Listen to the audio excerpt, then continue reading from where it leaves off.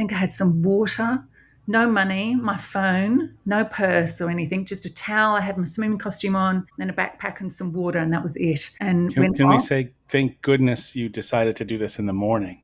Yes, I did. I decided to do it in the morning. My God. I trekked off down. Anyway, to cut a long story short, I basically slipped and fell about 3 meters, 2.5, 3 meters. I literally broke my tibia and fibula, clean snap. And I was lying back in this water, which was snake infested waters, and started screaming. And I don't know how long I was there for, maybe 15 minutes before somebody came. But the problem was they had to walk half an hour back up to the top of the ravine to get reception in order to get the rangers and everybody there. So, welcome to the Where Have You Been podcast. I'm your host, Bill Ream, and each week on the pod, I have conversations with incredible guests from all walks of life. Expect to hear funny, crazy, emotional, life-changing, and even sometimes life-threatening stories and experiences that will entertain and inspire you. As always, I appreciate your likes, subscriptions, ratings, and reviews wherever you are listening. It doesn't sound like much, but it truly helps the pod get to the ears of more people who may enjoy it. And check out the website, whybpodcast.com, for links to the socials where you can find pictures from the guests and their stories, and also buy merch if you're so inclined. Now let's get to this week's episode. Thank you for being here. And we're back in for another fantastic episode of the Where Have You Been podcast. I'm your host, Bill Ream. And as always, I say we have another fantastic guest. We have another fantastic guest today. I sound like a broken record. Every intro is the same. But today I have someone who's got a little bit of a different expertise than what we've had before. I have a relationship specialist and author, if I'm okay to put those labels on you. yeah. I have Tzara with us today. And if you would be so kind as to introduce yourself to the listeners, Tzara, who are you? Oh, wonderful. Thanks, Bill. So, I'm a confidence and relationship coach. And so what really lights me up is helping people break from an anxious dating loop and really step into the relationships that actually feel safe and exciting and real. So, that's what I do. I help people rebuild their confidence and find a voice where they might not have had one within a relationship. So whether they're looking for love or they're in a relationship, that's really where I help the confidence. And that's all started from my kind of traveling around the world and refinding myself. Oh, wow. That's incredible. The tie-in. That's perfect. Wonderful. Yeah. So you have a website you have a program on there that you've kind of put together, and some books. Yes, so I've put together two kind of free ebooks that I'd love your listeners to be able to get hold of. It's a confidence bundle. So one of them is like confidence hacks that actually work, like they really do work. It's not just like woo-woo. And then another one which gives you sort of daily practices to kind of rekindle your mojo, to get your resilience back up and to kind of give you a bit of a confidence boost. So there's a 2-package bundle, which I'm more than happy to share with your listeners. And I've also got my website, which is myconfidencecoach.com.au, because I'm in Australia. Mm-hmm. I'll more than happy to share those with you. So I'll let you know how you can grab those later. Or they'll be in the show reel notes, I guess. Yeah, I'll put them in the show notes. And I actually ask, if you don't mind, go ahead and tout your site and your socials now, because I just understand sometimes our episodes run a little long and sometimes people don't make it all the way through, and I want to make sure they get to hear it. Oh, beautiful. Thank you so much. Yes. So You're welcome. My Confidence Coach, all one word, .com.au is my website. And on there, you'll find a whole host of freebies and downloads. I've got some quizzes on there that you can do to find out your particular attachment style. But also when I'm running free workshops and trainings, that'll all be listed on there. And so you can go and find everything out. Just go to myconfidencecoach.com.au. And then do you have socials as well? Yeah, so I'm on Facebook. I'm on Facebook and I'm on LinkedIn. And my Facebook is Tzara Coaching, I think. Oh, God, I don't know off the top of my head. Isn't that terrible? Hold on. Let me just have a quick look. Yeah, go ahead. Yeah, because I just go on there all the time. Yeah, it's Tzara Coaching. So Tzara spelled with a T, just to confuse everybody. Tzara. Don't call me Tarzan. I've been called Tarzan before. It's Tzara coaching. All one word. So Tzara coaching is my Facebook, and I'm on LinkedIn as Tzara coaching. Yeah, I've got a YouTube channel, but you can find me through the website and through Facebook and my LinkedIn. Excellent. And what kind of content are you putting on YouTube? So I'm putting a lot of the recordings from my workshops that I've been doing recently. So I've been running a whole series of confidence in thinking and changing the mindset. So people that are running an anxious attachment style, they may be showing up in the workplace with an imposter syndrome, this feeling that they shouldn't really be there or they're not good enough in some way. And so I'm running a workshop on that, which there's snippets of that will be on YouTube. And, if you're running procrastination and not actually getting on with the kind of things that you want to do, there's a real interesting mindset shift that comes through from procrastination. A lot of people think it's to do with, oh, I'm just lazy, or it's too hard. And that genuinely isn't the case. If you're running a procrastination pattern, it's often just to keep you safe, emotionally safe. And that's what's stopping you from actually reaching the goals and doing the things that you want to do. So I've got a whole workshop on that and how to give and receive feedback. So these are communication skills and workshops that I run, and you can find out all about them on my website and on my YouTube channel as well. Excellent. I'm just so excited to learn that I'm not just lazy. So that's Yeah, it's not. And it just in understanding that is already a mindset shift. People come in and go, right, really? I just feel like it's too hard and I don't want to do it. But there is some real psychology behind procrastination. And once you're aware of it, I always say awareness is curative. And so once you were aware of it, you're able to make a more informed choice about how you deal with the situation, and that often means you can change it. Yeah, and we're getting way off topic, but just my own curiosity is when we talk about procrastination, and sorry, listeners, we'll get there, okay? But when we talk about procrastination, for me, I feel like a lot of times it's just if I want to do something or if it's something I truly enjoy, there is no procrastination. That's right. Like, I'm That's jumping it. at it. So if I could just figure out a 100%. way to like the stuff that I don't like. Yeah, and so I don't want to give away too much, but No, it's okay. it's essentially what you do without getting overly complicated, but the mind goes into a kind of looping pattern, and it always looks to the past to kind of decide this thing that I'm experiencing, this thing that's happening in the environment around me. I'm going to check in the past to see how I coped with this. What was the strategy I used in the past to be able to cope with this situation? Let's say it's doing your tax return or something that you just don't want to do. And you'll look to the past and say, oh yeah, that was bad. I didn't enjoy it last time I tried to do it.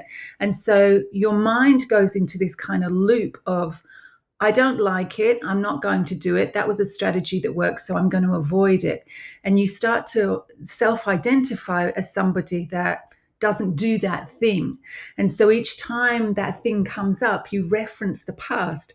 So in the workshop, I teach you how to change the referencing from something that's unresourceful to something that feels good and actually gives you a dopamine hit. So you enjoy doing the thing and shift and break that pattern. If that kind of makes sense. Does that make sense?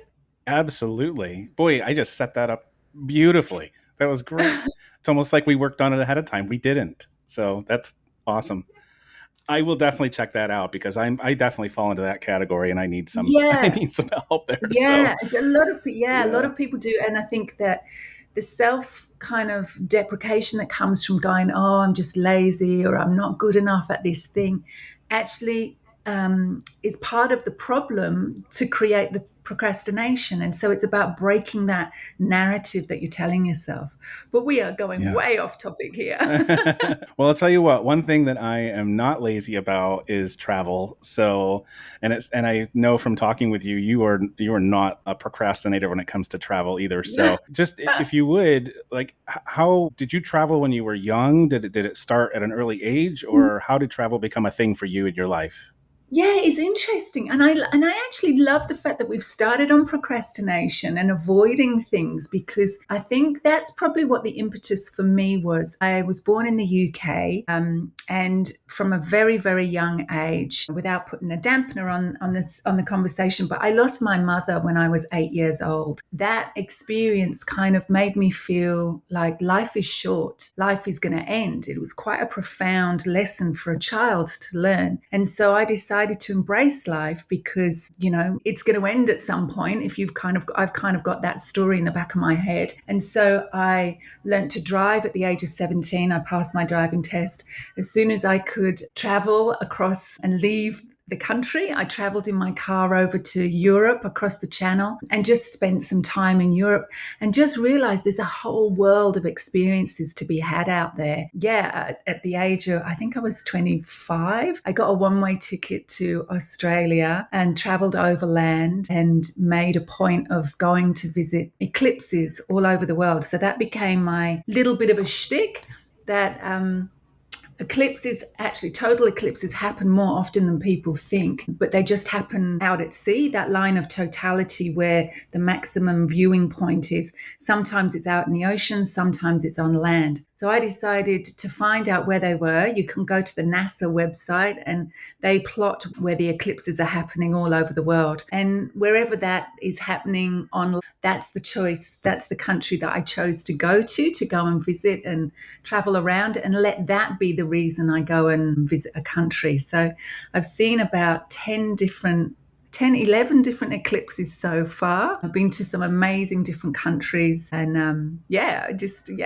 So I have two questions. Well, Yeah. not two questions, one statement. I think it's profound that even at that young of an age, losing your mom, I'm sorry, Mm. like realizing at that young of an age the gravity of it, and understanding it at that, your mind is still forming so rapidly at that point, and Yeah. to understand that life is precious and short, and not just that, okay, she's gone now and now we move on. I think that's Mm. incredible. Mm. And I Well, will my I'm not going to be alone in that. I won't be I'm not the first person to lose their parents, and I mm-mm, won't be the last. It was just, that's the effect that it had on me. And sure. so I think in the idea of avoiding avoiding feeling stuck, or getting myself into a place where I'm stagnating. That has always been the little impetus, the little voice inside my head. Okay, now it's time to move, or now it's time to do something. Not kind of running away. I don't think it's been that, but it's just to avoid that feeling of being stuck, or not having experience. I mean, like a few years ago, before I started my travel around Australia, I was literally standing in my kitchen in Sydney, and I was feeling really numb. I was just feeling that inertia that comes from feeling like life has become a bit of a groundhog day again. I'd just come out of a relationship where I'd been lied to, I'd been betrayed, I was gaslit, and I was really left wondering, what the hell was wrong with me? I was Mm, tired, not just physically, but tired of myself, if that kind of makes sense. I was tired of ignoring the red flags, tired of putting everyone else first, and just like I said, just tired of feeling like I was living the same day on repeat. So that was the point that made me go, okay, things needs to change. I'm going to do something here. And we were, just about in the middle of COVID, and I was feeling very, very isolated in my little one-bedroom unit in Sydney. And so I did what mhm. any rational woman in her 40s would have done, and I sold all my stuff and I bought a second-hand motorhome and decided that I was going to travel around Australia. I looked up where the next eclipse was, and it was on the northwest coast of Australia in 2023, Ningaloo Reef. And if your listeners aren't familiar, please look up the Ningaloo Reef. It's home to the Ningaloo whale sharks that are over 12 meters in length, Oh these my gosh. incredible gentle giants that live around this protected area at the Ningaloo Reef. And so, I decided that I was going to drive over to Western Australia, and turn this idea of getting out of COVID, getting out, just mixing things up a bit, and it turned into what I thought would potentially be a few months of beaches and sunsets and self-reflection. It turned into a 2.5 year odyssey of Oh my break, gosh. breakdowns and, both mechanical and emotional. Mm. I've swum with, accidentally swum with crocodile infested waters. Oh, geez. I've had wild emu crash my breakfast, my morning breakfast, and I broke my leg from a fall, a bad hiking fall in the Carragini National Park that took a 7-hour rescue and a Oh flying my doctor to get gosh. me out. All right. We're definitely going to hear these stories for sure. I want to say that I think, and I mean this, I think that what you did was probably one of the most rational, and I mean it. That was the right decision to do that, I think. Yeah, So, but this is the yeah, point where I ask the question of everyone. It's the title of the podcast, and some of my guests like to like literally just kind of rattle off a list. You don't have to do that. You can, right. but I just want to know, Tzara, where have you been? Where have I been? I think it might sometimes be easier to say, where haven't I been? Just because of That's a where I great problem to have. Yes, it's a great problem to have. I think Russia and China, the whole Eastern Bloc, I've not been over that way. I'd love to get over and up to Greenland and see the Northern Lights right at the top. But I've been over to America. I haven't done a lot of America, but there was a solar eclipse in Nashville a few years ago. I'm going to forget the year that it was over there. So I flew into LA and did a road trip with a girlfriend of mine, almost kind of reliving Thelma and Louise, although we didn't kill ourselves at the end. Spoiler alert. Good, So we good did a little idea. road trip over to Nashville and did Tennessee, and that was super super fun. But yeah, Southeast Asia, South America, a lot of Europe, Australia, Egypt, Africa, parts of Northern Africa. Yeah, that I think that sums it up a little bit. That's a pretty good, extensive list. Yeah. And I want to know, too, before we get into the actual stories and experiences that you've had, why solar eclipses? I don't know. Why solar eclipses? I think I wanted to get over to South America. It'd always been a childhood dream of mine. I used to read a lot of Isabel Allende and a lot of South American writers. And I really had this kind of childhood fantasy of getting over to South America. And the year that I was planning on going there was a solar eclipse. And I thought, oh, it'd be amazing to go and see that, and ended up traveling with, by the time I got into Caracas and flew into Venezuela, and that was where the solar eclipse was. And just through traveling, I bumped into other travelers that were also making a kind of pilgrimage to this solar eclipse. And there ended up being about 20 of us, like a good load of us, that were traveling all together, and we were hiring coaches together, we were hiring haciendas and staying together. And I felt so safe, and we were able to negotiate all sorts of things because there was a big group of us. And then the eclipse happened. We had it was the most incredible eclipse. It was one of the longest that I've ever seen. It was nearly 7 minutes long, which is one of the longest that you can ever possibly have. And I can imagine, like, the Aztecs back in the day would have imagined the world was going to end, because you can really start to think that you're not going to come out of darkness. It's quite an Yeah. eerie experience. But we were right out on the sand dunes, and the shadows, like, they move so quickly as you go right into darkness, and all the stars come out. It was just a really, really profound experience. So we stayed out in the desert. We had an incredible dance party. 2 weeks later, there's a moon eclipse, a full moon eclipse, because there's a full moon that comes in front of the 2 weeks later. So we had another party then, and then we dispersed. And it was at the time before we were really connected to the internet. I didn't think I'd contact these people ever again. And just so happened the next eclipse was in the UK, and I was over there in the UK, and I decided, oh, I'm going to go down and see this eclipse, because I had just experienced the one a few years before in South America. And sure enough, the same group of people that I had been with in South America turned up in the UK to the same No one. way. And I was like, wow, there's this tribe of people that are connected by these solar eclipses. And we hadn't been in touch with anyone. It was just this, like, connection. I was like, wow, I'm going to do this. I'm going to make the pilgrimage to see solar eclipses. And I haven't necessarily seen that same group of people with each eclipse I've been to, but definitely seeing a core group of people that I've been in connection with over what would span 20, 30 years now. Oh my That gosh. we go and make the pilgrimage to an eclipse. It's quite cool.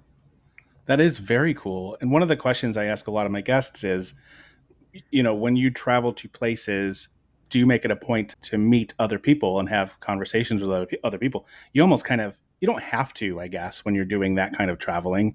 You No. could stick to yourself and just watch the eclipse and enjoy it. But it sounds like you enjoy having that Yeah, camaraderie and getting to know people and even just hearing their stories, probably. And I think I tend to travel by myself anyway. I do these solo trips, and when mhm, I'm there, it's about immersing myself in the culture and yes, really understanding the locals and just really understanding the country and the culture itself. And so I tend to not go to the touristy areas unless that's what the point of being there is. So just connecting with these people that are traveling around and visiting the solar eclipses. I don't know, some of your listeners might have experienced the same thing. It's just, I have a passion for people. It's what I do with my confidence coaching.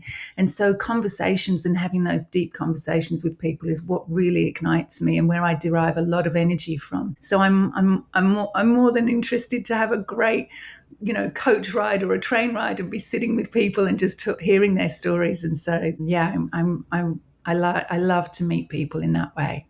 yeah. And listen, for what it's worth, that's part of how this podcast started. Just me having conversations with other people who enjoy travel. And we can, once you start having a conversation about where you've been and what you've seen, and sometimes people can talk for hours and it's so Yes. entertaining and it Yeah. floods your mind with memories and just visions of, even if I haven't been to a place, I can see it. And Yes. so I love that part of it. And I love talking to people when I go places. I love what you said about immersing yourself in the culture. And yes, if you're in France, you're going to see or in Paris, you're going to see the Eiffel Yes. Tower. How do you Exactly. not?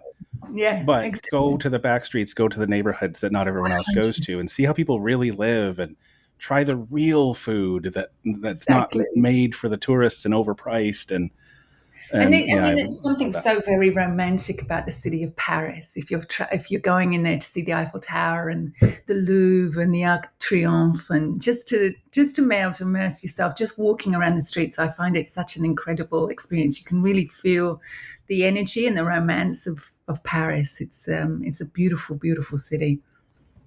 So, and I haven't been, by the way. It was a Oh, bad example okay. for me, so I guess I have to go. But Uh, so you mentioned a few things that were sounded pretty incredible and a little scary and a little exciting all at the same mm. time. You don't have to start there, but if you wanted to start there, or we can go to whatever you'd like to do, I'll leave it to Well, you.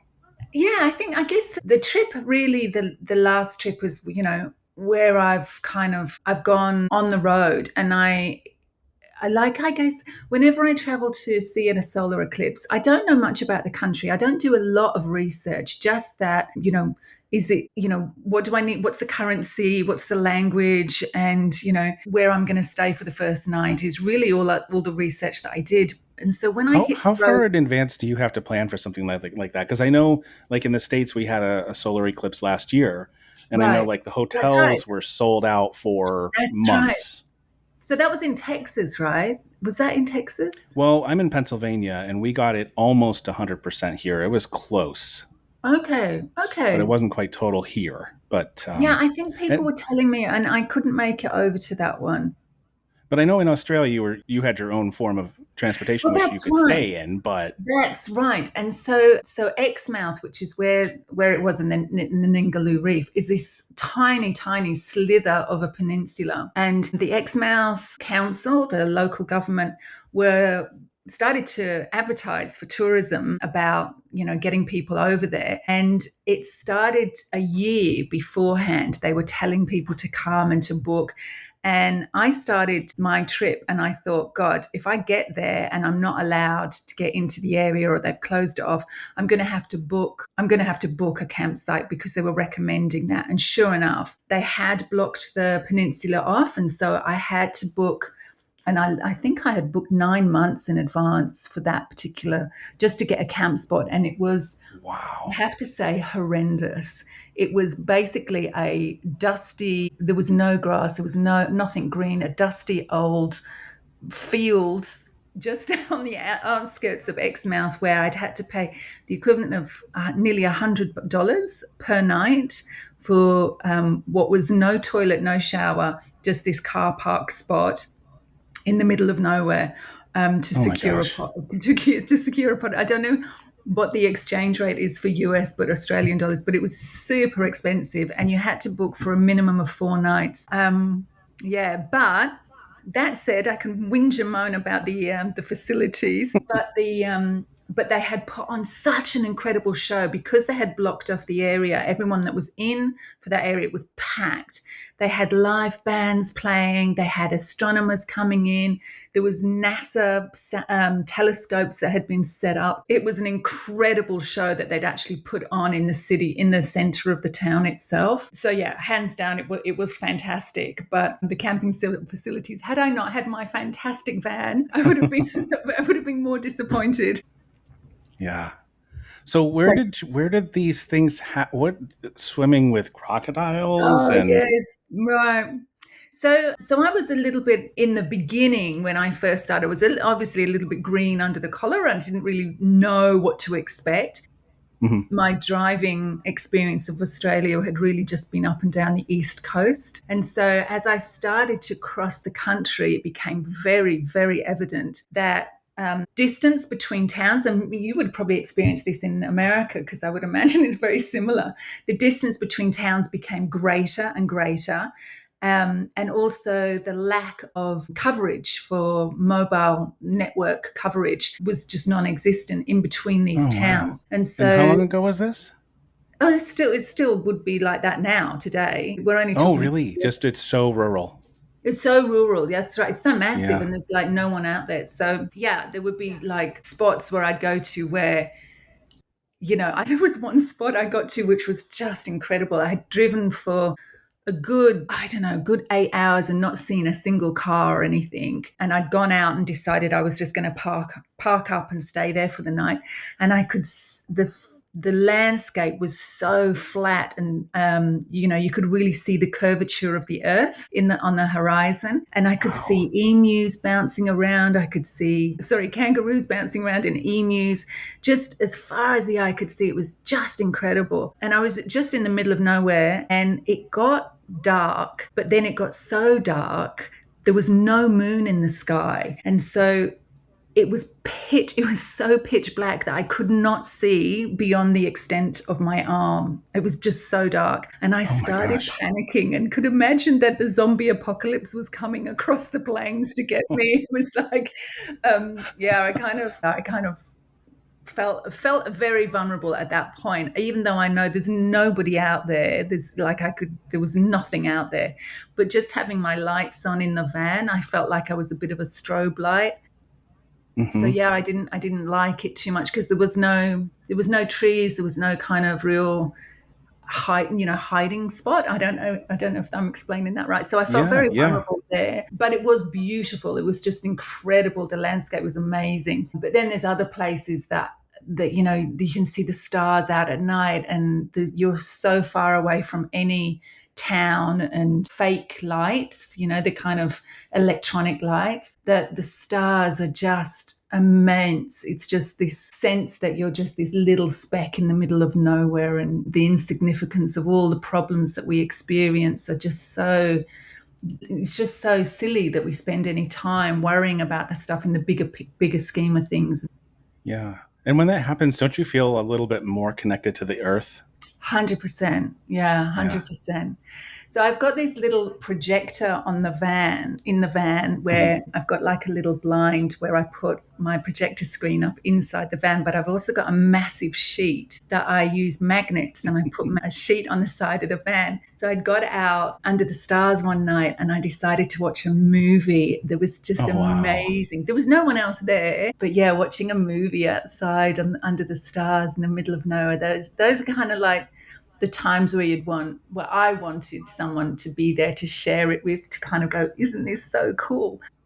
Do you remember what movie you watched? Avatar? Oh, nice. Yeah. Great. The first one, not the second one. The first one Well, is what yeah, I. but you really put in the time. You were, Yeah, that's not a yeah. short movie. No, it's not a short movie, but it was such a balmy night. It was so hot. Yeah, watching different That's movies cool. through as I've been traveling. That was a beautiful experience. Having, getting a hammock and putting tying one end of the hammock to the van and then to a tree and watching a movie. It was pretty cool. That's so awesome. But So awesome. yeah, so that was traveling across Australia, which is very kind of really dusty. And when I got to WA, I was so impressed. Like I didn't really have any expectations or know what to really expect. But the beaches, the oceans over in WA are just spectacular. The blue of the water is like nothing I've ever seen before. It was just crystal clear, and the sand is so white, and really white sands, and they just seem so pristine. So I was really blown away because WA is really known for being hot, dry, dusty. It's the Wild West out there, but these beaches are just incredible. Really, really beautiful landscape, beautiful coastal line. So following the beaches up towards the Ningaloo Reef, and stopping in at Monkey Mia and seeing dolphins just literally, I would say 5 meters from the ocean, from the shoreline, like a pod of dolphins going past, and not being able to turn to anyone going, oh my God, look at this. Look Oh, at these gosh, dolphins. yeah. But Yeah. yeah. But somewhere along the way, again, you inadvertently swam with some crocodiles and you Oh my lived to tell the God. tale. Yeah, so it was almost, I've gone all the way around and I'm up at the top, which is where Darwin is, and in the Northern Territories. Now, the Northern Territories is known for crocodiles. Um, and I had already, been given a pep talk by some friends in Darwin, be careful of the rivers. The saltwater crocs are the most dangerous ones. The freshwater crocs, they're not so dangerous. They will attack you if they're feeling threatened, but they tend not to attack humans because they'll crack their teeth apparently, or they'll there's this, I don't know whether it's folklore or not, but to not be so scared of freshwater crocs. And so I had found this river, which was just a beautiful, beautiful river. It was a really, really amazing little watering hole. Loads of trees and whatnot around. And so I pulled up my van, and I was the only person on this riverbank for a couple of days. My biggest fear was snakes. I have this big fear that I'm going to I'm going to walk on a snake, or a snake's going to come out from the bush. So I was more preoccupied with that. But I had stayed a couple of days and I had been watching the river, and I hadn't seen any crocodiles at all. So I decided to go in and have a wash because I had been there a couple of days. And so I'm up to my knees and, I'm dunking down into the water. I'm having a little wash. I'm having a swim, not using any soaps, just, natural soaps. And so, I was doing that for about 2 or 3 days more. And then one night, about 8, 9 o'clock, I could hear all this commotion outside the van with a load of people with torches. And I'm like, what on earth are they doing? So I got out of the van, and Mm-hmm. sure enough, they had been following this crocodile down the river that was Mm-hmm. about 2 meters in length. And Oh one my of the things gosh. you might not know about crocodiles, if you shine a torch at night in their eyes, they reflect back red, which is how you know you're seeing a crocodile. And it just totally freaked me out to think that there was this massive crocodile, because if there's one, there's going to be at least 10 you can't see. And they're quite Yeah. predatory. So they will hunt you. So they'll know that you're coming back in and out of the water. And a lot of people get taken that way. And so I was having angels watching me. How I didn't get bitten or anything, I don't know. Definitely stopped me swimming in the river from that point on. Yes, I would say. Oh my Yeah. gosh. Yeah. So I was very lucky, Uh, very stupid. And stupidity is what gets people killed. And so I thought I was okay because it wasn't too deep and I wasn't going in too deep. But if something had decided to attack me, there's no way I'd have been able to outrun it. They can go at like 30 k's an hour. I don't know Yeah. whether you know the 30. Yeah, they're pretty fast. They're really, really fast. You wouldn't be able to outrun one for sure. Right. That's so incredible. I couldn't even imagine the feeling afterwards, knowing that, yeah, something could have happened at any time. Yeah. So my hammock hanging up just over the river. So I used to sit there with my laptop and work, and it was just the most incredible view down the river. It was just magical. But yeah, I guess with any kind of place, there's a price that you have to pay at some point, and yeah, not going back in that water. So I have a pump on the van which would link to a shower. So I've got some gas bottles which I can heat the water up so I can get hot water. But in order to stay by the side of this river, I was rationing my water to make it last as long as possible. So I got the end of my hose pipe and I put a stocking over the end of the hose pipe and used some cable ties and tied rocks to the end of this thing so that it sunk down into the bottom of the water, and used the pump to suck up the water. But because of the stockings that I put over the end, it was using it as a filter. So I managed to get water to come up. It was only a little trickle, but I managed to get the water to come up. And so I was able to wash a little bit more safely, nowhere near the river. Much better idea. Yeah. Much better idea. That worked. Yeah, that worked. And, because I've got solar panels on the roof, I was able to stay, give or take about 6-7 days off grid with enough to run my fridge and run my lights and have a bit of computer time. But eventually I had to move on anyway. I mean, I didn't want to stay there too long. But yeah, it was that was definitely a highlight of the trip for what could have been all the wrong reasons. It could have been a low light, absolutely. Yes, and this was you were on your way to an eclipse at this point? But no, that was on the way back. So a kind of Okay. yeah. So the trip that I had done was I started in Sydney. I'd gone down towards Melbourne in Victoria for a friend's birthday more than anything. But it was freezing cold. It was the middle of winter at that time, and that's near where the ski slopes are in Australia. So it was super, super cold. It was so freezing. So I decided, right, I had a sense of humour failure. I'm going to go up the east coast towards the Sunshine Coast and a bit more up into Queensland area, which is much warmer. So drove up the side of the east coast, got over to Byron Bay, which is the most easterly point in Australia, and said goodbye to some friends there, and then literally travelled, straight like a horizontal line from Byron Bay across Australia, so almost through the middle, but coming through Broken Hill and Moree, Lightning Ridge, which is where the mining towns are, and they've got some hot springs there, like Borewater hot springs, all the way through Broken Hill. Have you heard of BHP, the petroleum company? BHP? I don't think so. Not here. No. So it comes from Broken Hill mining, but Okay.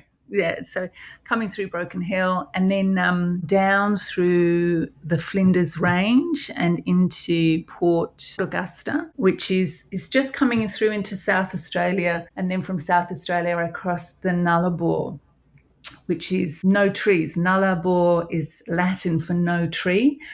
And there's this stretch of highway which takes, a good couple of days to pass, has got no trees. So there's no cover from the sun. And it is desert land out there. It's just, there's nothing. You get lots of these road trains coming through. There is a couple of roadhouses along that route so that you can stay safely overnight. But yeah, it's another world out there. So yes, across the Nullarbor. I hope I'm saying that right. The Nullarbor. Yeah, that was fascinating. And coming across that point, you can actually see the edge of Australia, see the land edge. There's what's called the Australian Bight, which looks like there's been a bite mark taken out of the bottom of Australia. And there's the point along the Nullarbor which you can drive across to the edge and you can see the bight itself. It's just phenomenal. It's phenomenal. That's incredible. Yeah, it's an amazing country. Yeah, it's beautiful. So I have to hear, because it was part of the same trip, I believe You'd mentioned a couple other things. The one I remember you saying you broke your leg, that's insane. And there was something else you had mentioned too that I definitely want to hear. So I broke my leg. So that's in the Carragini National Park, which a lot of people say to me, "What was your favorite place traveling around Australia?" And it's so hard to kind of put a place on it. There's definitely some standout areas, and the Carragini was definitely one of them.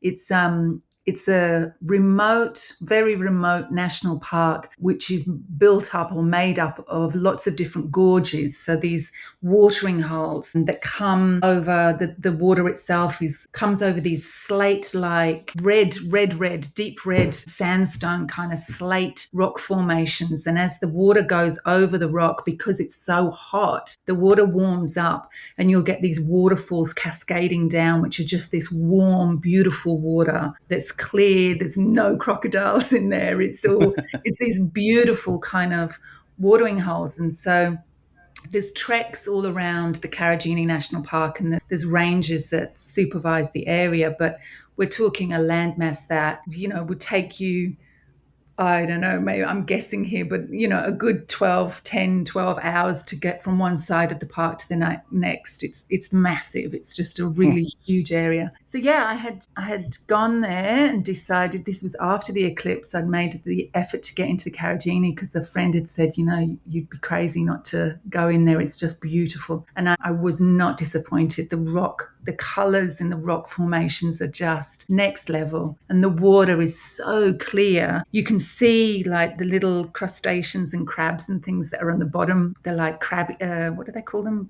They call them bugs. They're not crabs. They're a part of the crustacean family, but little kind of bug things that swing around on the bottom of the water. It's just gorgeous. So yeah, I'd gone down and decided this one morning that I was going to do a trek around the rim of the gorge itself and then walk down into the ravine and go for a swim and then come back up and have lunch. So I had defrosted some dumplings or something that were on the back of the van, so I put them on the back shelf, trekked off with a book. I think I had some water, no money, my phone, no purse or anything, just a towel. I had my swimming costume on, then a backpack and some water, and that was it. And Can we say thank goodness you decided to do this in the morning? Yes, I did. I decided to do it in the morning. My God. I trekked off down. Anyway, to cut a long story short, I basically slipped and fell about 3 meters, 2.5, 3 meters. I literally broke my tibia and fibula, clean snap. And I was lying back in this water, which was snake infested waters, and started screaming. And I don't know how long I was there for, maybe 15 minutes before somebody came. But the problem was they had to walk half an hour back up to the top of the ravine to get reception in order to get the rangers and everybody there. So eventually the ambulance got there and it was a 7-hour rescue. I was on a stretcher. There was a death adder snake that crossed over the path, was trying to climb up to the stretcher by one of the rangers, and so everyone froze. Everyone tried to get rid of this snake. It was it was very dangerous. So Tell me about that. How did they get rid of it? I assume. Yeah, they managed to get rid of it. I don't know. I was on the stretcher. You were kind of probably in a severe amount of pain. Oh yeah, I was. They were giving. I had the green whistle. Sucking on the green whistle. I don't even know what that means. Okay, it's like I think it's either morphine or it's some painkiller that you just suck on this whistle. It's a green kind of whistle, and that. I don't think that's an American thing. I think that might be an Australian thing. Yeah, right. It's called a green whistle, so they give you that most of the time, and it just calms the nerves. So yeah, that you get that. So I was on one of those, but there were parts trying to get me out of there that I had to literally go vertical, and they were hoisting me out on this stretcher, which meant because I had broken one leg, it meant that I had to literally put all my body weight on the one leg inside the stretcher while they were getting me vertical, hoisted me up. It was just horrendous. It was just horrendous. Let me think about this now. You were strapped to the stretcher, I assume. Yes, strapped into. Why wouldn't they have put you upside down?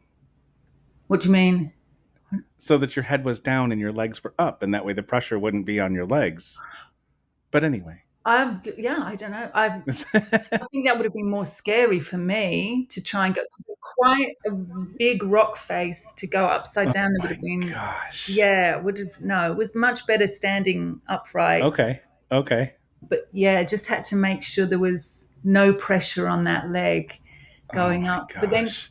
I get to the top, and the ambulance is there, and my van is obviously in the car park. So I've had to give my keys to my motorhome to the rangers, and I'm off in the ambulance. It was an hour and a half ride in the ambulance to the nearest town. Meanwhile, my van is left in this car park. I get to the hospital, they take x-rays, and it's determined that I've broken my tibia and my fibia. And the next morning, I get a flying doctor to take me down to Perth, which is a three-day, if non-stop drive from where I had left my van. So yeah, so I had no purse on me, had no money, I had no change of clothes, I had nothing else on me.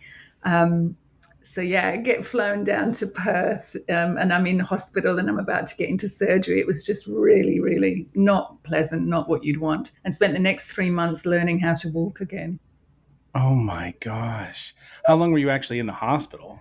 I think I was in hospital for about 2 weeks, give or take. Yeah, about And 10, then how did you 10 get days. back to your van? So just really random when I first got to Perth, because Perth is in the south. So on my trip around, I had come via Perth and then up the west coast towards the Eclipse. And as I'd come through Perth, a childhood friend of mine, like that we knew each other when I was 6 years old from the UK, she'd contacted me. We'd lost touch because we lost touch when I was about 12. We went to different schools and then I moved and we just lost touch. And this was before the days of the internet. And then she tracked me on Facebook about 5 years beforehand. And we connected again through Facebook, and it turned out she was living in Perth and I was living in Sydney. And so when I got to Perth, I decided I was going to contact her. And, this had been a friendship that, she was my best friend when I was 6, but it could have gone either way when I was like in my late 40s now. It could have gone either way. Right. But it was like no time had passed. We bumped into it, we organized meeting up and we were just like two peas in a pod, just catching up. It was just fantastic seeing her again. And the reason I'm explaining this is because her husband worked in the mines, which were half an hour away from where my van was. No And way. when I flew back to Perth, I was like, Debs, I'm in the hospital. And she's like, right, my husband's going to get your van back. So God bless him. He Oh my gosh. got the van. He organized a friend to take him. There was about half an hour away from where my van was, and spent literally two days or 3 nights, 2 days driving my van straight back to the house. And yeah, and then I ended up staying with them because there's no way I would have been able to stay in the van. I couldn't get up a step, let alone get inside a van. You So probably couldn't even drive. there was no way I could drive. Yeah, no way I could drive. Yeah. So yeah, so I stayed with her for a couple of weeks, and then I had a house sit. Part of the journey, I've been looking after people's pets while they've been on holiday, just to break up my journey. And so I had Yeah. organised this 3 month house sit in Perth, looking after 2 cats that didn't need to go outside. I didn't need to walk them. It was the most amazing house. And so I That's so basically wonderful. healed myself. And when I got better, was able to walk enough that I could get to the top of the stairs in this house. Transpired that she had this whole gymnasium. There was a treadmill, a Oh. cycle, a TRX machine. There was all sorts of stuff where I could actually start to really, really heal. So it was just Yeah, incredible. rehabilitate. Yeah, really. It was. And that's funny that you said that, because I never thought about that, but I just had another guest recently who was talking about how he does that. He purposely will find a place where he can do a house sit, or, watching the pets or whatever. And he looks for places that he hasn't typically been to, Right. so that he can just sort of immerse himself like he lives there for maybe it's a month or 3 weeks, Yes. and just be a part of the local community. And Yeah. what a great idea. He's like, sometimes I don't get paid for it. It's free lodging. Sometimes I do, but either way, like, I can just be there. Well, Yeah, I've never been paid for it, and I've done it all the way around Australia. I mean, I get great testimonials from people that I've looked after this stuff, but I do it because it breaks up the journey. Yeah. And I'm able to use the washing machine and Mm-hmm. just to really sort of give me a break from the van, but it also gives me a little bit of an injection of animal cuddles and feeling like I'm getting a little bit of affection. So that's good. Yeah. So I'm glad that you healed and everything worked out fine. You're walking fine now? Yes, I'm walking, I'm bouncing like a kangaroo. I'm all good. Excellent. So what happened then after so I was 3 months on that house sit and I was walking around fine, and I decided to go back to the Carragini, and I really wanted to just thank the rangers that had got me out of there, and I decided to buy them a case of beers, so 24 beers or whatever it is in a case of Mm-hmm. beers, so they could share that. And I had no idea where the ranger's house was. When I got to Carragini, I went to the Tourist Information Centre and I spoke to this woman. I said, "This is going to sound very odd, but I had a fall here, a few months ago. And I just want to be able to give the rangers a gift." And the woman was like, "Oh my God, I was on duty that day. I organized getting all the different networking of all the different rangers and all the hospital, the ambulance and everything to come and see you." She burst into tears and she gave Oh, me a massive wow. hug. And it was just fantastic to get that kind of closure, because she contacted all the rangers that were on duty for that day and I was able to go and see them. It was just this incredible closure for what had been quite the horrendous experience for me. And the rangers took me back and showed me where they had picked me up. And yeah, it was a really momentous kind of end to that whole experience. I love the Carragini. I think it's great. It's not going to take me from going back there again, but it No. was, That's so beautiful. yeah, it was good to That go is back so and face the beautiful. fear more than anything. My fear No of snakes falling. that time. No snakes that time. Excellent. Excellent. So there was one other. I can't remember what else you mentioned at the jump. There was something else that you said. There was like Was three stories that were stood maybe out the to you. emus? Was it the emus? I got I'm not sure, but go for it. So just before I had got to the Eclipse area, I think it was, maybe it was on my way back up there. And I was on a bit of a mission to try and get to the Eclipse by a certain date, but I had gone to Monkey Maya. I think it was when I was going back the second time. And I had gone into Monkey Maya, which is this area, is another peninsula where you can go and they feed wild dolphins. So you can go and see them because they're protected and they're trying to monitor, the breeding of the dolphins around there, and so they look after the whole area, and it's a real kind of nature reserve, these whole peninsulas around there. So I had spoken to this local about where I could sleep, where I could park the van, because it's, just trying to get into a bit more of local knowledge. And he told Hmm. me to go up onto these sand dunes up on the top of this peninsula, and to not worry, that it was definitely two-wheel drive, that I wouldn't have any problems. I didn't need a four-wheel drive to get up there and go up there. And he said, we sometimes have, full moon parties up there. So, you might see the odd person up there camping, but, it's just beautiful. Get up there. So sure enough, I take this road up, and it would have been about a half an hour drive.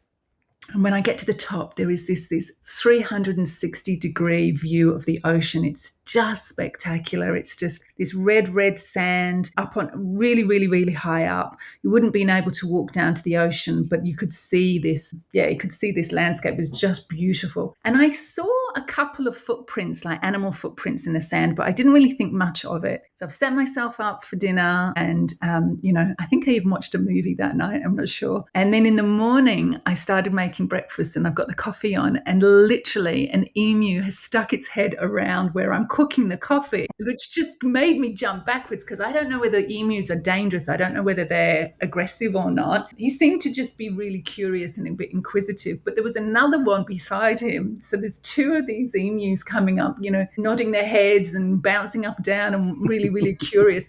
And they hung around for ages before I kind of went, no, this is not good. I'm not feeling comfortable, because they might give me a really nasty peck. I just didn't know. So yeah, I had to Yeah. shoo them away. But wild emus, that was, it was a different experience to have breakfast with them. Still, it's so awesome because it's obviously not something that you experience every day. Most people have never No, experienced that, so that's no. really cool. Yeah, yeah, no, it's very I want to be mindful of your time. I also would love to, if you would indulge me. I have this sort of fascination with with Asia in general, Oh, yeah. Southeast Asia, and very specifically Vietnam. But Oh, yeah. if you would, do you mind telling me any of your experiences in Southeast Asia? So when I was in Vietnam, it had only been open to tourism. I think it was the third year. So we're talking way, way back. It was like in 95 when I was there. So it would probably be very, very different now. But my memories of it were, it was an incredibly beautiful, beautiful country. But, there were curfews happening. There was lots of, police brutality. I would be seeing people being beaten up on the streets by the police. There would be curfews where you'd have Oh to my get off gosh. the street within, you had an hour to be able to get off the street. There'd be a siren going and there would be nobody around. So it was very much a kind of police operated experience. Like And what time would that be? That do you remember? Like how late? there might be a curfew from 5 o'clock in the evening until Oh the my next gosh. morning. You wouldn't be allowed out on the So street. everything is closed. Everything is Everything would closed. just be shut down. You wouldn't be allowed out in the street. Like if we had been at a bar, like it might be 10 o'clock that the curfew starts. And you might be at a bar and you're just like, I've got to get back home. And you wouldn't be able to get a cyclo driver or anybody to get you back to the hotel or wherever And we if you were were staying. walking, And if would you're they? walking, they would pick you up, or the police would use it as an excuse to Mhm. get you in to the police station so that they would get some money out of you. And My gosh, it was very corrupt. So it was a bit, that didn't happen to you, right? no, it didn't happen to me, but I was hearing Okay. people that happened to. And so it just made it a little bit stressful, just What? Wait, why were you there? why was I there? Vietnam. I was traveling through Southeast Asia, so I was on my way from UK to England, to Australia, and had decided to do Southeast Asia. So I'd done Vietnam, Malaysia, Thailand, Indonesia. So I was just trekking around. Yeah. So Um, it was just pleasure, yeah, really, yeah, it right? wasn't for Okay. eclipse or anything, but seeing, yeah, just Vietnam was just beautiful. So I went from the south to the north. Yeah, just stunning, just stunning. But it was because it had just been opened, like it would only 3 years that tourists were there. There was still the effects of there were landmines, there were areas where we couldn't go. There were still people being taken. There were people very, very fearful of speaking English to us. The Khmer Oh my Rouge was gosh. still very prevalent for people. There was memories of hardship and of the war that there was still hangovers from that. So I think it's very, very different now. I've heard of very, very different stories from people that have Hmm. been over there. I think the thing that really impacted me as a culturally was the amount of bicycles. I've never seen so many bicycles in one I've place. actually heard that there's more bicycles than people. Really? Yeah, right. I don't know if that's true, There were but no cars. You would just not see a car. oh my Everyone just gosh. got around on bicycles, and the crashes, like the cyclo drivers, which are like these bicycle driven carts, if you like, that you'd sit in the back of these carts and they would cycle around. And the heat, it would be like 45, 46 degrees heat, and people just, cycling and pushing carts and. Which has got to be a good 100 Oh degrees yeah, sorry, yeah, Fahrenheit or I'm in more. Celsius, sorry, yeah. It was Yeah, no, it's okay. phenomenal, phenomenal. So yeah, just the endurance.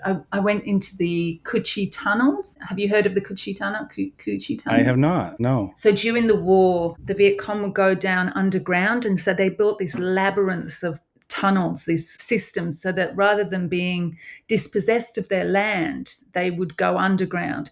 So they built hospitals underground, kitchens, What? and they had this whole system where they build a kitchen, but then they build tunnels for the smoke to be taken into another area of land further down, so that so that they wouldn't be found if the smell from the kitchen was Oh coming my up over gosh. ground. So that it was just this incredible labyrinth, and you could go down in these tunnels, but it was literally, I don't know, I've got my iPad, right? It was literally a hole like the size of the iPad, tiny, tiny, to be able to get in. There's no way I could get into the hole as a Westerner. And so they had widened the tunnels for tourists to be able to go in and just experience what it was like. And I think there was about six of us that had decided to go down into these tunnels, and they had little electric like fairy lights that they had put along the line underground so that we could see. And I had a complete panic attack underground Oh because no. I started imagining, God, imagine if there was a soldier behind me, or I've got to try and get over to my bed. I really tried to imagine what it was like for them living underground in this environment, which was fairly hot underground. Yeah, and just trying to imagine it, and I got myself so freaked out. I had an absolute panic attack and I couldn't move. Yeah, it was really scary. They had to get me, I had to be coaxed out, and they managed to get me to another area, and I had to abandon the tour. I just couldn't finish it. It was too scary for me because Oh of my gosh. all the story I was telling myself in my mind about, if there had been a bomb, or and the earth collapsed, and there was lots of people that died just trying to survive underground because of the army coming down and finding them and then blowing up areas. I mean, it was very scary. But the Coochie I never tunnels, knew any of that. Wow. the Coochie tunnels, I went down there. Yes, That's I found out I've got a healthy claustrophobia issue. fear of snakes, no crocodiles. Emus were sketchy on, and yeah, claustrophobia. You learned a lot about yourself in the last Yes, 30 years. exactly. But Vietnam is just stunning, a beautiful, beautiful country. It's this like it's eye candy, candy for the eyes. Everywhere you look, it's just beautiful. Really, really gorgeous country.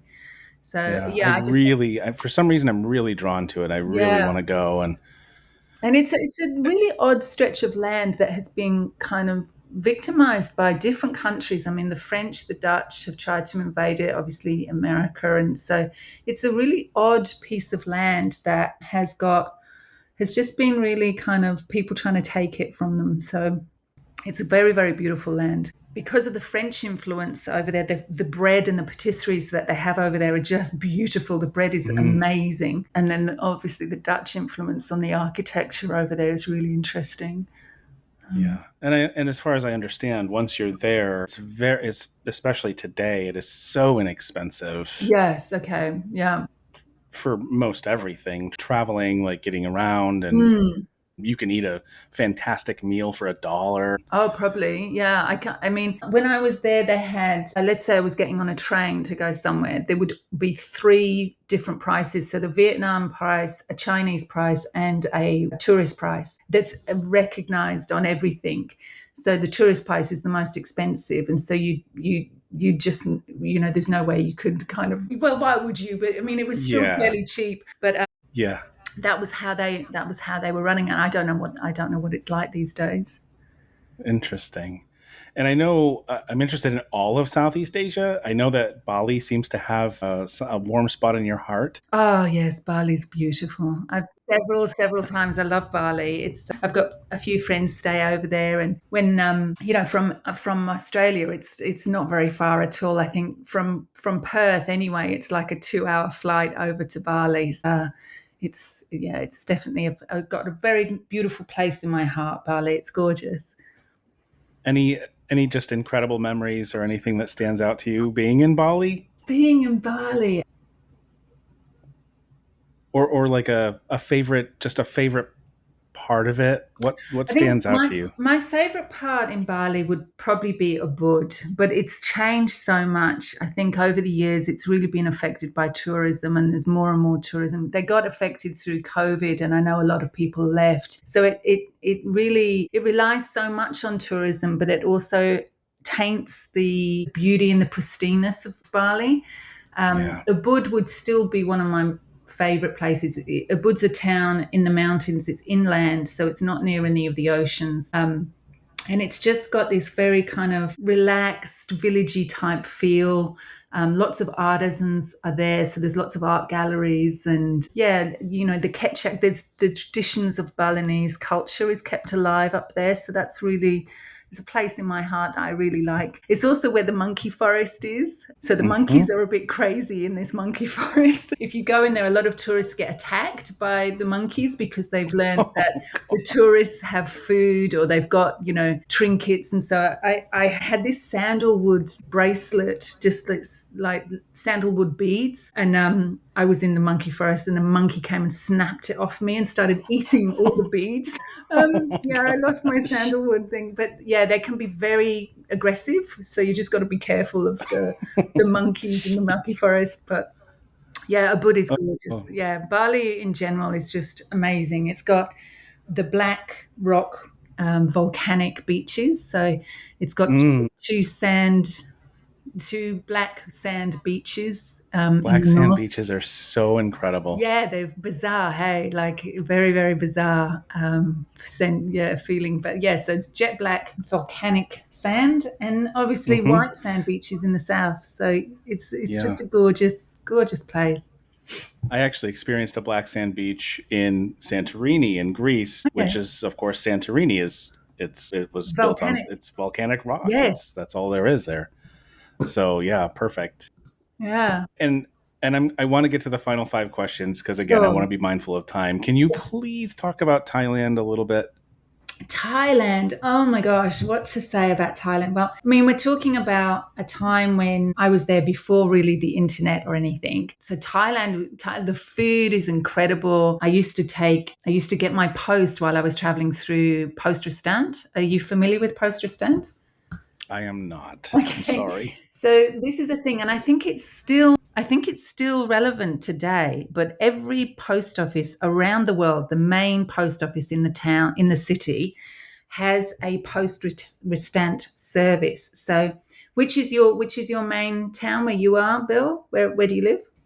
I'm in Pittsburgh, Pennsylvania. Pennsylvania, Pittsburgh. Okay, so I could write Bill Roham, post restant, Pittsburgh, Pennsylvania, and send it, right? And it would go to the Mm. main post office and sit there for you for 30 days. So you can go to the post office and collect post from post restant.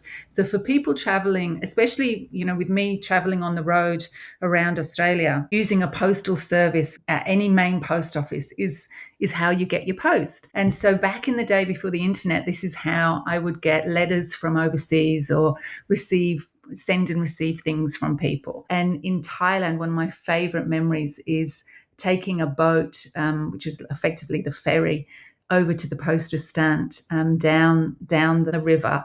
Yeah, just to go and get my post of a week to see who had written letters to me. So it was one of my favorite memories of going up and down the river. How long did you stay in Thailand? So in Thailand, I probably was there. Um, where was I traveling around? I did my open paddy course in Koh Tao on one of the islands, and I was on Koh Tao for probably about 5 weeks, 5 or 6 weeks. And did you say something about a course? Yeah, so I did paddy, open water paddy certificate to do free diving, to go underwater diving. Okay. So I did that course in Koh and I Oh did a little wow. bit of island hopping. So yeah, doing the course there's an open water paddy certificate. And then my memory's a little bit vague about it. Sure. It's been It's been 30 a long years of, time. Yeah. but Yeah. yeah. But that's incredible. And so people knew that you were going to be there for that long. And so if you wanted to correspond, what happens if somebody misses you? Yeah. Like Well, so they send it, but it gets there too late and that's you've right. ventured on. So yeah, so we Just, I would roughly know, okay, I'm going to be in Thailand until such and such a date, or then I'm going to be in Indonesia. So I would kind of let people know if I was phoning home, I'm going to be here by such and such a date. And so they knew they had a certain amount of time. But yeah, if you've missed the poster stand, I guess you've missed it. There could be letters, they wouldn't be there anymore, but there might have been letters that I missed for sure. But it oh was a no. nice way of being able to, when I got to Sydney, it was before I managed to find permanent home and I was living in backpacker places and hostels and whatnot, to be able to get some letters from home and just some presents for Christmas and things like that. It was really nice using the postage stamp. And Yeah. I believe it's still a service that's available today. That's really awesome. And you have a permanent home now? Yes, I've actually just purchased property this weekend. I actually went Oh, no unconditional. kidding. Yeah, so there's a tenant. You're rooted. Yes, you have to be very careful how you use that word rooted in Australia. Do you know what it means? No, In Australia, I'm so ignorant. if you're getting rooted, it means that you're having sex with somebody. Well, didn't mean to take that turn with the podcast. So yeah, so I am putting down roots. Although you are a relationship specialist in many ways. But yeah, so I'll be yeah, but I'm yeah, putting down roots. There is a tenant in the property at the moment, and their lease runs out in November, so I'll be in there for Christmas. So yeah, I'm looking forward to that. I'll be out of the van for good, and just using it to do my weekend little trips around Queensland. Yeah. But you still have the same van. Yes, I still have the same van. So I've only just kind of in August of this year, it would have been 3 years that I'll have been on the road in the van. So I'm still Yeah. kind of on the road. Do you still use it like weekend trips or anything like that? Or is it just kind of sitting for now? No, no. So I'm still kind of in the van. I'm currently doing house sits. So I've got house sits up until November, which is just worked out really well because that's when I'll hopefully be moving into the house. But in between these house sits, I'm in the van. So I'm still officially no Oh, no fix the boat. kidding. I'm still in the van. Yeah. Oh, wow. Oh, Hmm. that's cool. Yeah. Awesome. Well, listen, this has been fantastic. We didn't even touch on so many of the places that you've been. Egypt, I I mean, come know. on. I know. You have to have beautiful stories of Egypt. Yeah. That was incredible. Maybe at some point we can do this again and talk about Yes. some of the places that I'd we love didn't talk to. about. Yes, I'd love to. That would be great. So, I will say though, before we get to the 5 questions, because I'm not in any time crunch, is there anything that you can think of that you're just like, something that came to mind that you just really want to talk about, or just a story that just popped into your head that you I want to just would say about say any place you've been? I think that if, I'm very much, because I'm a confidence coach, I'm very much of the heartbeats are the greatest currency that we have. The heartbeats that we have Mm. are about our experiences. We can't get those heartbeats back. So I, Can I put that on a T-shirt? yeah, you sure can. Yes, that's recorded. I'm going to put it on a T-shirt. That you can't get those heartbeats back. And so with the clients that I work with, I really encourage them to think about what you spend your heartbeats on, because that's the greatest currency that you have. And so if your listeners are really, you're in a situation where you're not necessarily happy, or you're not living life to your optimum, your heartbeats are what you have responsibility for. So choose wisely what you're spending them on, and really use that as your benchmark to live the life that you want to live, no matter what that is. Don't be living it for somebody else, because those heartbeats are yours, right? You've got to choose wisely what you're spending them on. So that would Yeah, be they're the precious. only thing I would love to kind of impart with you. Um, yeah, whatever it is that you're doing. And, to that end, I've thoroughly enjoyed sharing my heartbeats with you over these conversations. And yeah, thank you for spending your heartbeats with me. Oh my gosh, this has been such a pleasure. So, and stay with me when we're done, just for a moment, if you don't mind. Sure. But I have 5 final questions that I ask to every guest, and this is one of my favorite parts of the show. Well, I mean, the whole thing is my favorite, but so did I tell you the questions ahead of time? Do you remember? No, I don't know. I'm keen to I know what they are. love it. I love it. I love it when you don't know.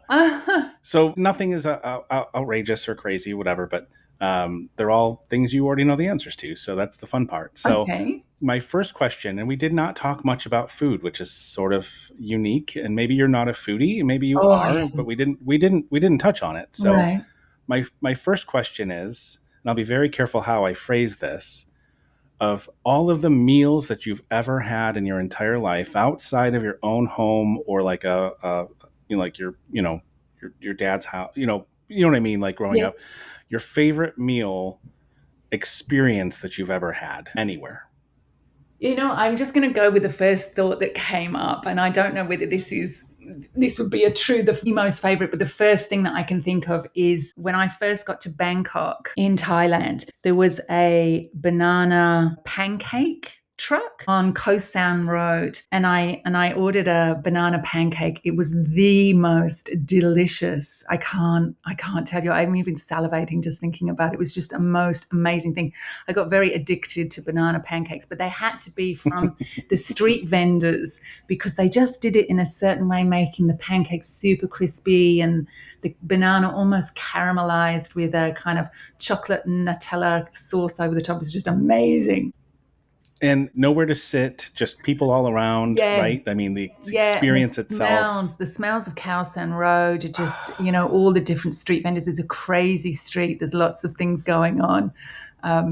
Yeah, and I think just being in Thailand for the very first time, and experiencing the different culture, I just was very impacted by, yeah, the banana pancake. But I love Thai food in general. I just love, the fresh vegetables and the sauces and the spices and everything. I think it's just really, really beautiful food. Do you have a favorite Thai dish? I don't know, pad Thai, maybe pad Thai. Yeah. Okay, it's very generic, Yes. but that's fine. We'll take it. Have you ever had pad ki mao, No, maybe. which is what they call drunken noodles? Okay, tell And me. and it was literally it was the dish that they would eat after they had a night out drinking, and so Ah, it became known as drunken noodles. It's just a wide flat noodle, yeah.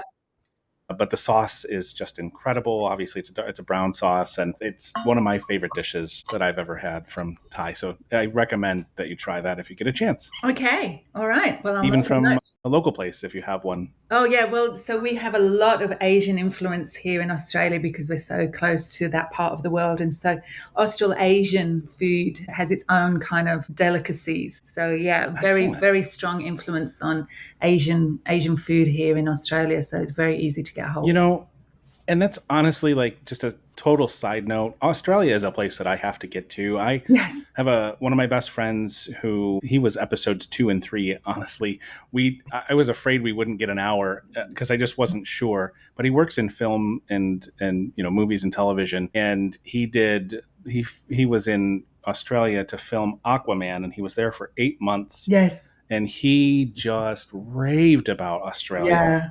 And It's I've great. had other guests as well that either have say that they've been there and they loved it so much, or that they need to go, and so it's definitely on my list. It's a place that I need to get to. My daughter went to school in Prague in the Czech Republic for Yeah. college, for university, and she was there for 3 years, and she did a study abroad in New Zealand where she met a boy, and now she lives with him in New Zealand actually. Ah, yeah. But they took a trip right. I want to say it was right when I think it was before she graduated, and maybe it was the end of one of her semesters. But the two of them did a trip to Australia, and the photos that she Mm, sent, I mean, yeah. and the stories that she had were just incredible. And so Yeah. it's a place that's on my short list. Yeah. I'm very biased. I love it here. It's great. Yeah, and I think that you're the third or fourth guest that I've had that lives in Australia. Is that crazy? I don't Yeah, know right. why. It's just, Yeah. but that seems to be the sentiment. But I also hear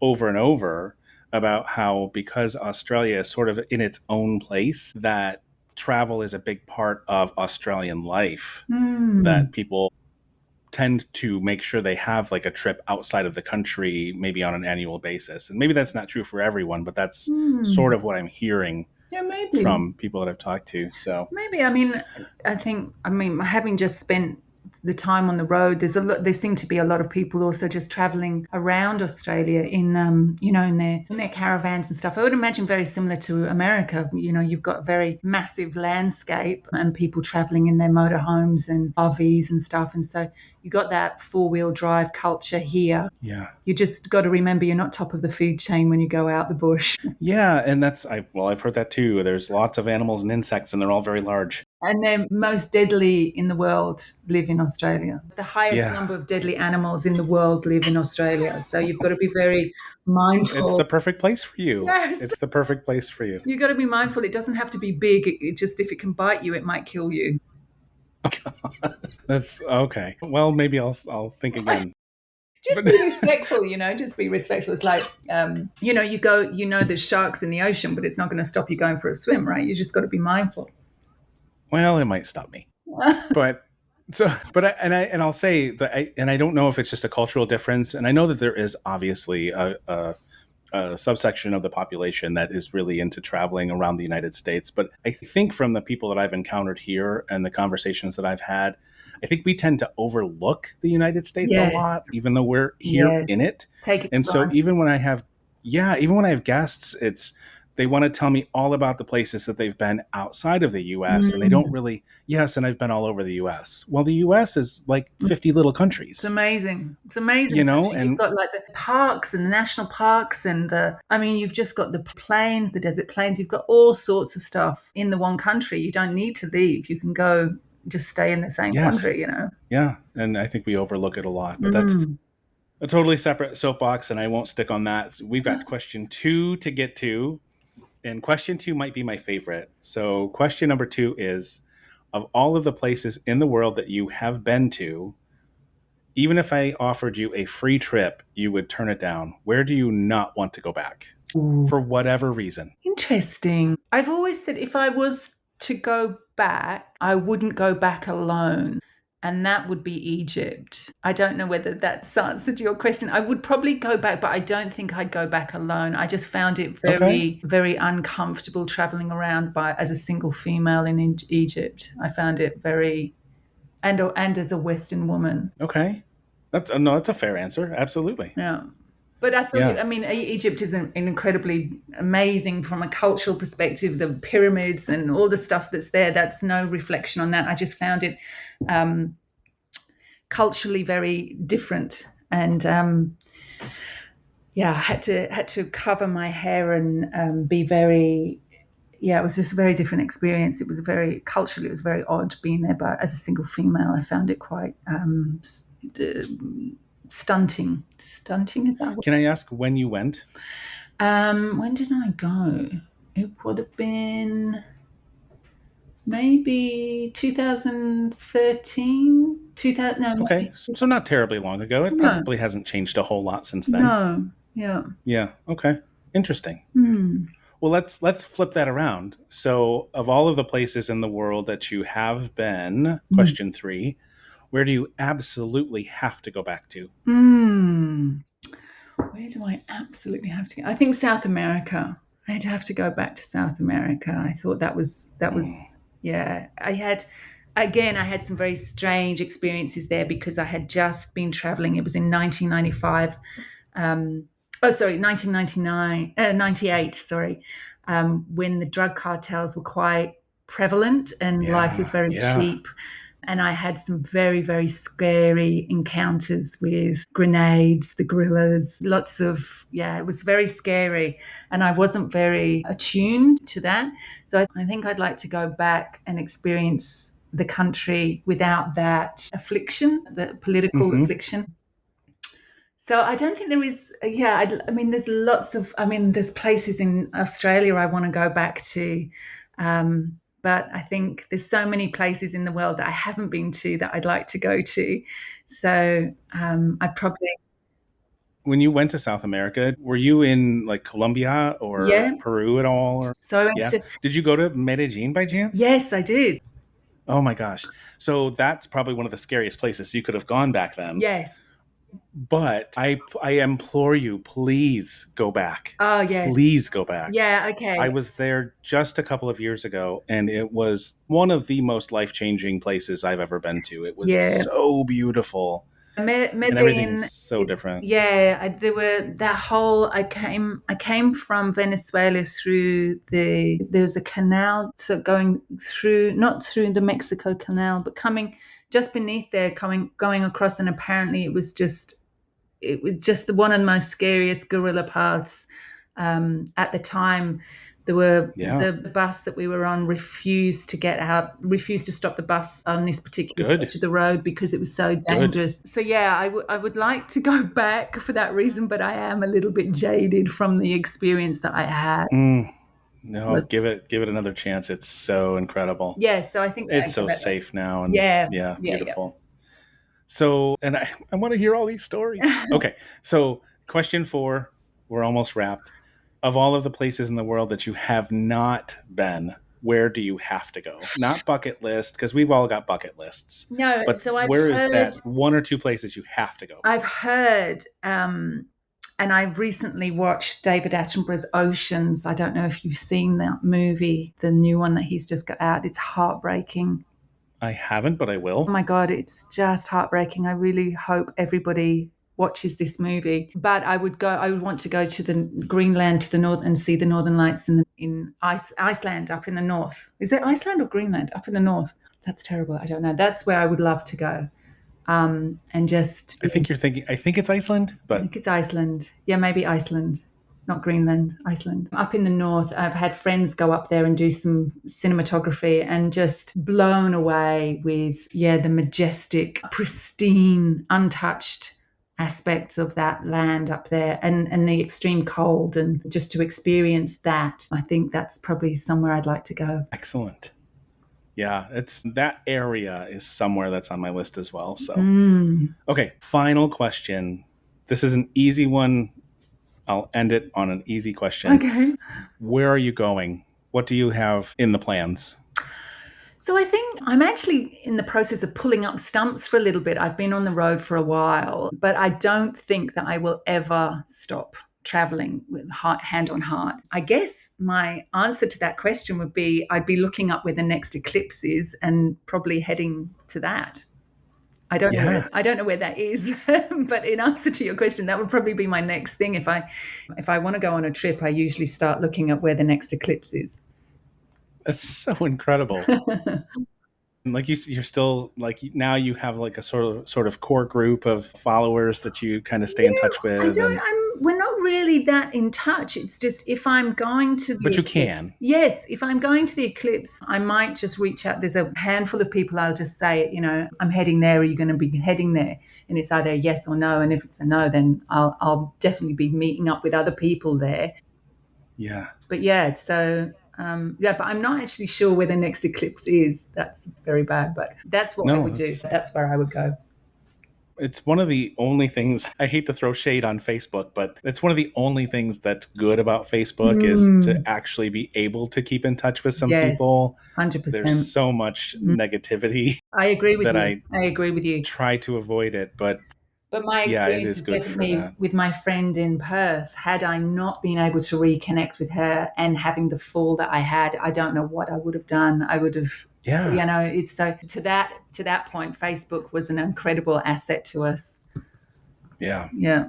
That's so excellent. This has been so much fun. Honestly, Tzara, I really, really enjoyed this time together, and I hope you did too. And anything you want to add before I hit stop? All I would add is, my journey is just a simple reflection of what's possible for everybody. We can all do this. And my confidence coaching is in these books, these little ebooks that I would love to share with your listeners. If you're wanting to, spend your heartbeats on something that is important to you and you're just needing a little bit of a confidence boost, then please download my ebooks and let's start a conversation. If you want to continue the conversation with me, this is where I shine and I help people follow their dreams, whether that's finding the love of your life or, following the open road, wherever that will take you. So please reach out, download the bundles and let's have a conversation.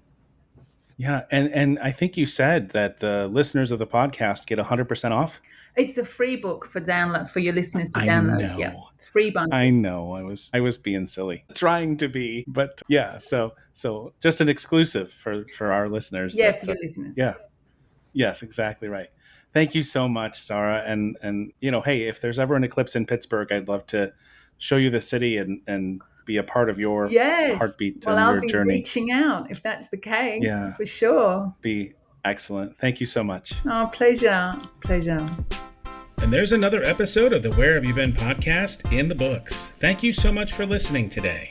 It was another great guest with some great stories, as always, and I hope that you will support all of the guests by checking out the show notes and going to their web pages, seeing any socials and projects that they may have going on. And please, again, I'll ask as always to like, subscribe, rate, and review the podcast. It really does help to allow the podcast to grow and reach more people, and I appreciate you for doing that.